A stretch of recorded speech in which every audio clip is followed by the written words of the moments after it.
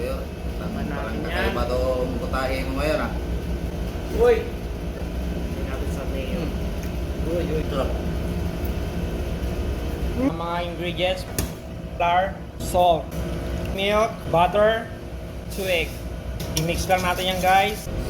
Gamit ang pangmalakasang mixer namin dito sa barko, nilagay ko na nga pala dyan yung mga ingredients paggawa ng dough. Kapag okay na yan guys, massage lang natin yan ng konti and then i-rest lang natin for 1 to 2 hours. Nag-mash na nga pala ako ng potato, nilagyan ko lang ng milk, butter, salt, then i-mash lang natin ulit. Nag-caramelize nga pala ako dito ng onion white at ilalagay natin yan sa mashed potato. I-mix lang natin yan guys. Kapag okay na, set aside lang natin. Makalipas ang isang kontrata, ito nga guys, okay na yung dough natin, kaya ipaplat naman natin yan gamit ang rolling pin. So ito nga, tinulungan ako dito ng partner ko. Gamit nga pala kami dito yung cutter, yung circle, yung medium size lang guys, wag masyadong malaki. Mashed potato yung papalaman natin guys. So ito nga guys, pinagtulungan namin ng partner ko ang paggawa nito. Bali nilagay ko na muna yung mga palaman dito habang yung partner ko naman kino-close niya. So ito nga guys, bali 100 mahigit yung ginawa namin at ganito nga lang pala yung proseso ng pag-lock nito guys. Gumamit kami ng tinidor para masigurado natin na tight talaga yung pagkakaklak niya and hindi siya lalabas kapag nilagay na natin sa boiling water. Nag-caramelize nga pala muli ako dito ng onion para yan sa toppings at ito nga pala yung mga nagawa namin. Naglagay na rin ako dito ng tubig para mapainit na rin at gagamit nga lang pala ako ng isang pan. Nilagyan ko na rin pa ito ng butter para hindi manikit yung pag-transfer natin. Naglagay nga rin pala ako ng onion para naman pag nilagay ko yung berenike dito, meron siya sa ilalim. Kumukulo na yung tubig, naglagay na nga pala ako dito ng salt. Inilagay ko na nga rin pala yung mga nagawang berenike.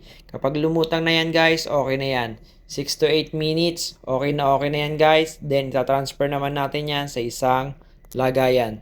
Paglagay natin sa isang lagayan, huwag natin kakalimutang maglagay ng butter para hindi siya manikit. Nakakagutom na, kaya transfer na natin yan sa isang lagayan na pinrepair ko. Then, lalagyan naman natin yan ng onion na kinaramelize natin kanina. At syempre, ito yung pinaka best part dyan, yung tikiman. Kaya pinilating ko na. Kaya ano pang inaantay nyo? Tara na! Bon appetit!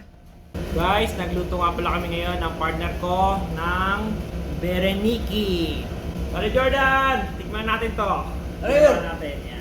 Tikman na natin. Tikiman lang na naman. Tikiman na. Ito, sarap. Itong paborito ko na portion ba? Tikiman tayo ba? Busog na. Sorry guys, may yung nga pala yung nilagay namin. Pwede kayo maglagay ng sour cream. Partner, Sarap bana? na. Tikman natin tuyo. Tikman natin Parang yan. kakaiba itong putahe mo ngayon ah. Yan. Uy! First bite. Tikman natin. Sarap yun. Ayos. Tingnan natin sa mayo. Uy. Sarap. Ayos guys. Sarap. Lalo na pag nasa mayonnaise na ba? Sarap guys. Kahit walang mayo siguro, panalo. Ayos. Sarap yun. Sarap. Isa pa. Second bite. Sarap bro. Okay. Yun lang guys. Thank you for Bye. watching. Please follow and share.